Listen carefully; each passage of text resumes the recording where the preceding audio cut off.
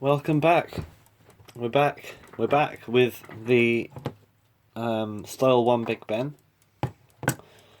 Here's the movement. Haven't done anything to it yet. And today, I think it's a good time to start work on it.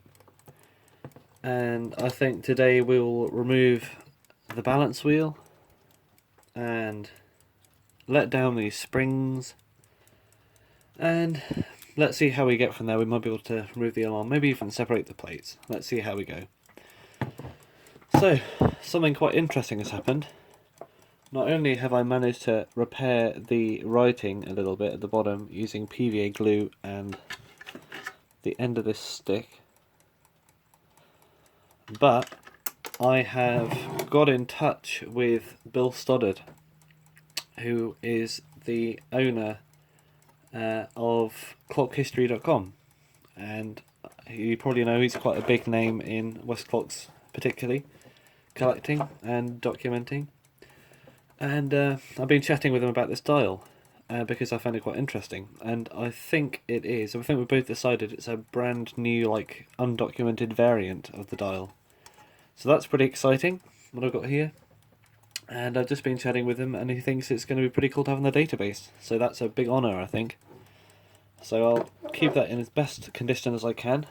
And yeah, I'll explain a bit more another time. But yeah, that's that for now. And if it goes any further, then I'll let you guys know. Also, you've probably been thinking, what's this clock in the background? You've probably seen it in some of my really early videos that I made unlisted, if you can find them. Ooh, they're still out there. This is the Westclox Contessa that was up there when that was there. And I've printed up another subscribe thing. Now it's smiling. And I've stuck it at the bottom. So that's like a benefit, because the other one had it blocking the logo, now it's not. But the reason I changed the clock was because the Metamec decided not to work anymore, even after I did my video series on it. Still decided not to work for some reason. In the middle of the night it just made a really weird noise like thumping, and then it wouldn't work from then on. I plugged it in again in the morning. It moved for a bit, then it started thumping. So I don't know what's up with that, so I've unplugged it, kept it in the corner of the room, kept it in a shelf. And I won't touch it until I know exactly what's going on with it, because I don't want to really waste my time on it, to be honest. This is just as good. Although it's not an alarm, I never use that. But it's got a second sound, which is pretty useful for precise time measurements. And you can also see that it's working. So that's good. So, we've got this movement here. It's the oldest Westclox movement I have now. This is the oldest Westclox clock I have. And yeah, it's gonna probably be very similar to any other loud alarm movement, except of course taking it from the front instead of the back. Similar to what I did with the well time compared to the America, that had that difference as well. And in all these cases we start with the balance wheel. Since that's a nice fragile part, it's going to be ideal to remove that first so it doesn't get damaged when we're thumping it around. Let's hope I do this right. Yeah, there we go. No spring calamities. Just unthread that. I like these movements, they're really good to work on. Just like the all these Westclox movements before the Style 8 and stuff had removable, as far as I know, had removable spring barrels, which is really nice because they're so much easier to work on, so you don't have these springs going around all over the place when you're putting it back together. So how do I do that?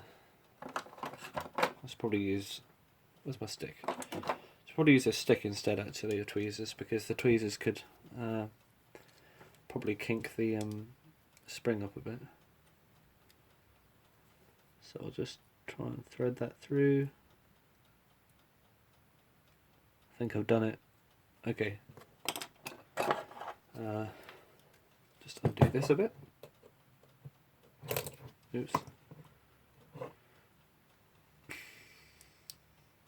Nearly there. there we go. Alright, we got our hairspring and balance wheel. Very dirty actually. It was running, but it's still so dirty, so it must run like an absolute bull lion when it's not dirty like this. So I'll put that over there. And you can see we've got these 5 nuts instead of 4. That's because this corner is being used up by the alarm spring holder. I'm not going to call that a barrel because it's not really a barrel. But the alarm spring holder, which is actually taking up this corner of the plate. So they had to move the pillar there for probably extra strength when you remove that. So now I need to let down the springs. I don't think there'll be much power left in them, to be honest, because it actually has been running. Not very well, but it has been running, you know, somewhat. But this alarm spring needs to be let down. So I'll use my normal method of letting down the spring, and I'll zoom you in, because remember this is a vlog, not a tutorial, so don't like copy me or anything. It's all here for the fun of it. So yeah, if I break my finger, that's what it is.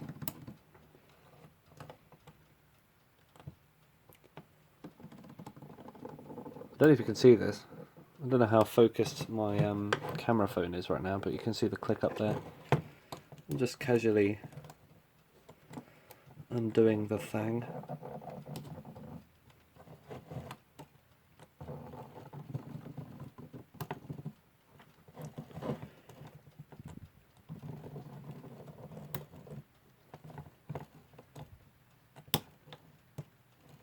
Try not to push the click so far that it goes actually on the outside of the click spring, because then you're in big trouble.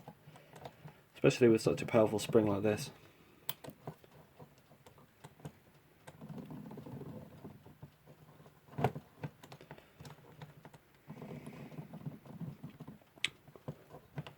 And I'll say it again, when you get this alarm out, do not, unless you know exactly what you're doing, unlike me, do not attempt to remove this spring from its holder, because you'll never get it back in again.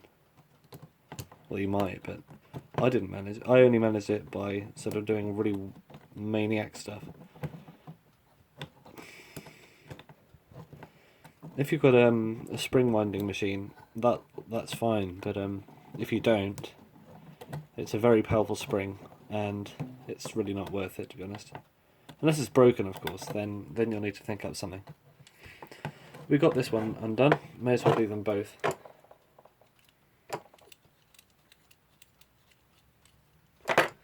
Before I remove them, to get that more satisfaction.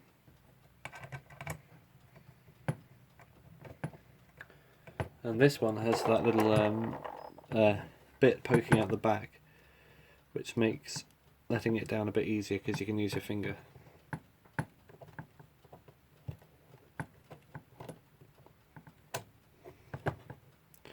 Oops. See, that's why I removed the balance wheel in case that kind of stuff happens. Alright, I think we got that let down. There really wasn't much power left in there at all.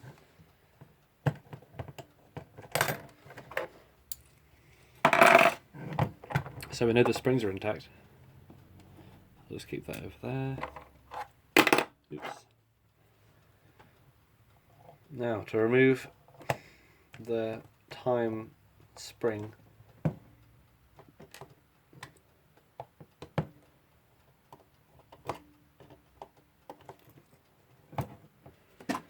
You've got these 3 screws.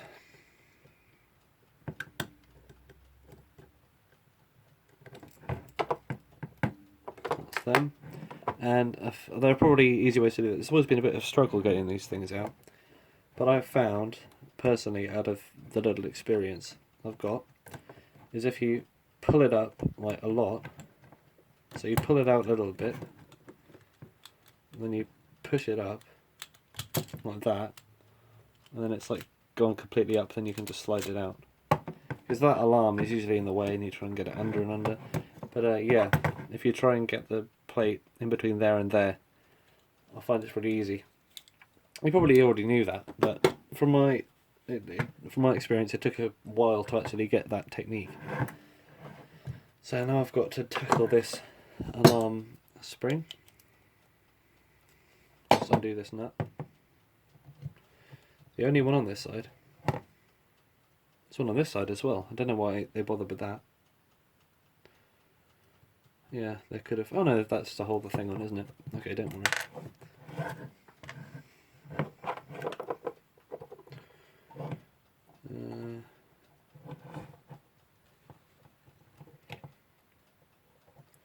I assume these screws are all the same.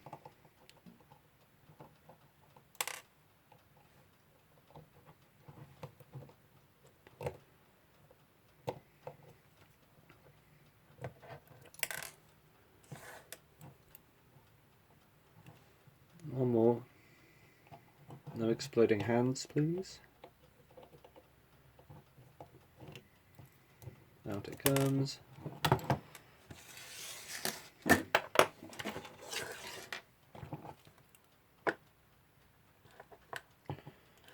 Stiff one, this. Oh, there we go. We got that out. Look at the thickness of that spring. Crazy. Although you probably need it because the alarm runs for so long.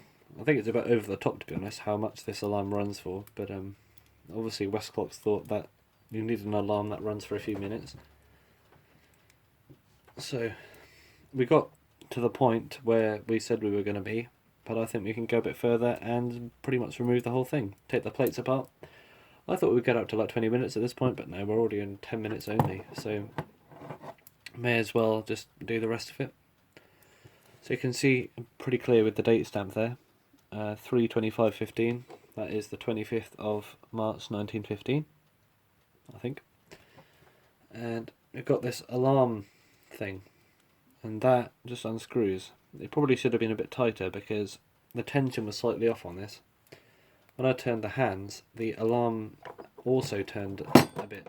Not all the way around, but it did turn a little bit, which probably means it does need to be a bit tighter. So I'll sort that out. But now we're just removing this. It's a bit stiff. And it's nearly off. Yeah, someone's been, I think, trying to screw all different knobs on the end of this thread so that the thread is not very good anymore and it's hard to get this little thing off.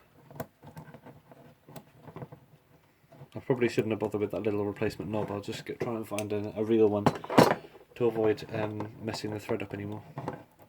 So we can probably reuse this diagram for the alarm thing. I'll just double check. So we got the thing, then we've got a little washer. Move the camera. Then we've got the eye. And we've got the plate. That's it. Then we've got a washer. Then we've got the plate, and then yeah, it's all the same. Okay, I'll just pull this out then. Although it's proving difficult, as it always is.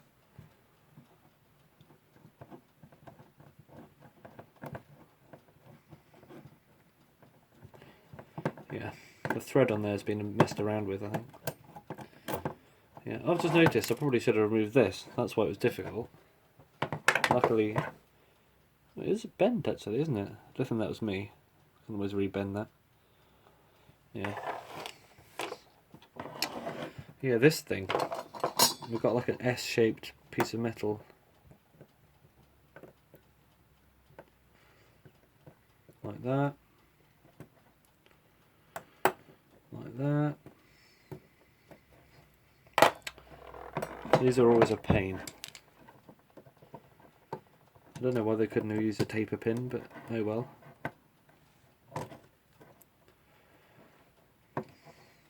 Yeah, it broke in half. They always do. Luckily I've got some spare bits that I can use.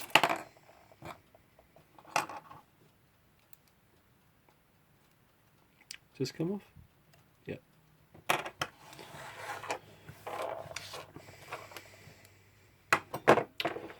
So we've got the Canon pinion there. I don't know if I need to remove that yet. Probably will.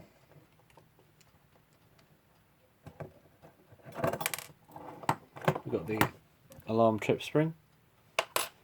Well, this is called the trip shaft, by the way. Don't know what I was calling it before. I think it's trip staff, not shaft, trip staff.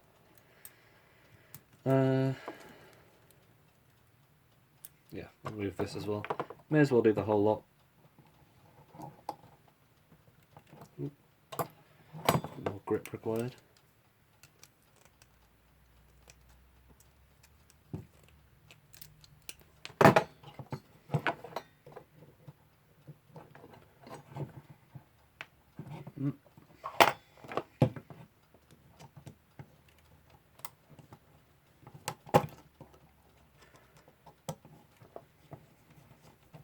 Yeah, they definitely designed this with a lot of force.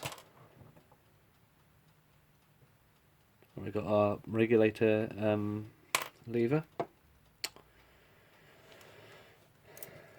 I'll move the Canon pinion another time, but now we can just remove these pillar nuts.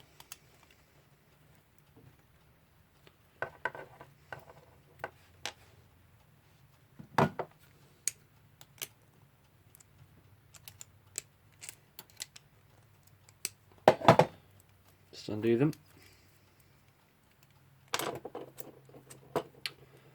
Oh yeah, and this middle one, I keep forgetting this one.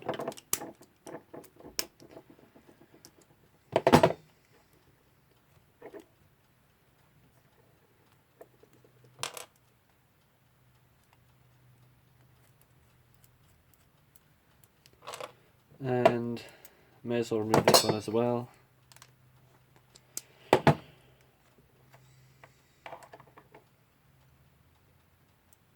Bit stiff. Alright, I'll separate the plates now anyway. So, we would normally be removing the back plate from the front plate, but instead we're removing the front plate from the back plate. From blah blah blah, we'll be removing the front plate from the back plate. Hopefully. Bamzuke. Ooh. There we go. It all explodes. Right, we've got that. Should take this off.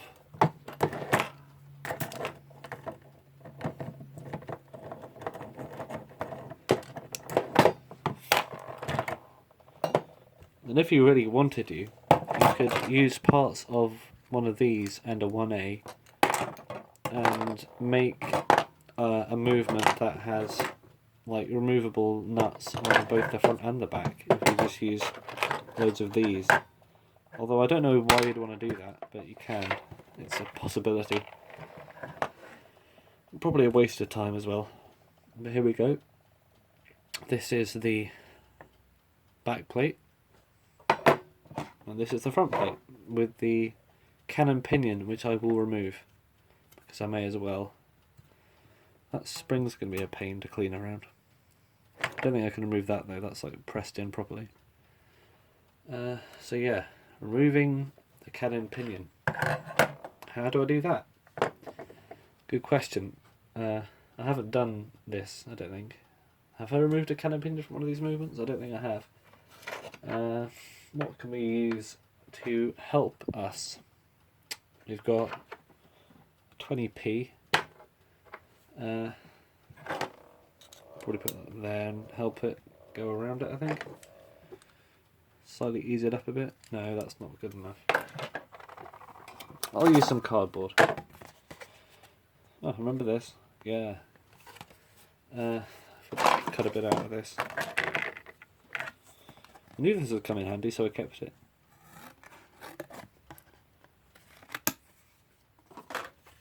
Right. Cut it and fold it in half for like double thickness. The trick is to get it not under the teeth, but under the bit in the middle. Because if you do it under the teeth, then it could damage the teeth. I've got a tool that will be really useful. There it is. I wonder if this will work. I use this for removing hands. Will this work? I don't think there's enough clearance under there. Maybe. Ooh, no. Right, back in a second.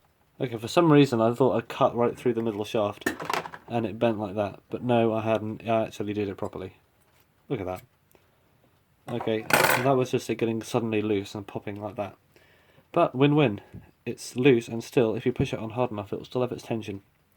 So, there must be a thick point at the bottom of that shaft where the pinion goes on. That was a shocking moment right there. I'll just remove this. Had myself like, oh no, I've ruined it, but nope. It's all good. But it is a warning sign probably to say you should get a better removing tool or something. And oh look, what do we have here? Every single one of these movements I've come across has had this exact same problem. With this exact same part as well, it's always the alarm escape wheel.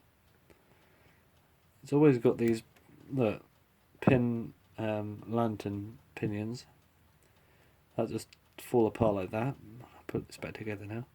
It's the only one I've got.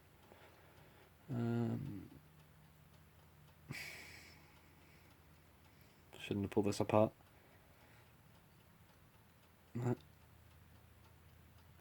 There we go. Alright, that's back together. But yeah, it's always these.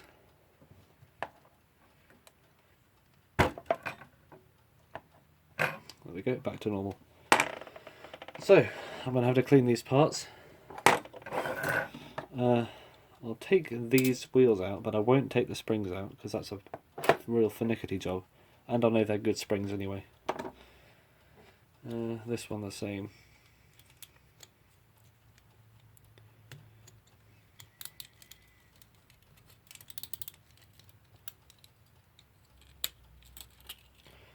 If I can get this out. If not, it's not a huge worry. I might leave it. But I can take this out. Like that. Oh wait, can I get it out? So I can see the bottom now. So if I do that, then it should come out. There we go. Yeah, that needs a clean. But yeah, this is staying in here forever. This is easier to put back in. I might actually take this one out to clean it. If it's worth it, that is. I don't think it really is, to be honest. It's not exactly a bad spring. And I don't have a replacement anyway. But just quicking look at this. Yeah, these teeth are pretty good. I'm worried because some of these have teeth that are bent all like to the side. But yeah, these ones are all good. Escape wheel as well, the teeth on here can get pretty worn down. But these ones are good as well. Well, that pinion looks a bit worn. It works anyway. It works when it's dirty, it should work better when it's clean. That's my logic there. So we've got this whole mass of parts to clean. And yeah, I'll get that done. And then in the next video, we'll be reassembling it all. And then we should have, hopefully, a better working and cleaner Big Ben. Something slightly strange about this pivot hole. It looks like it's worn and then someone tried to like rebush it. They've done an okay job, it just looks weird, that's all. Anyway, I'll be back next time. And you better be.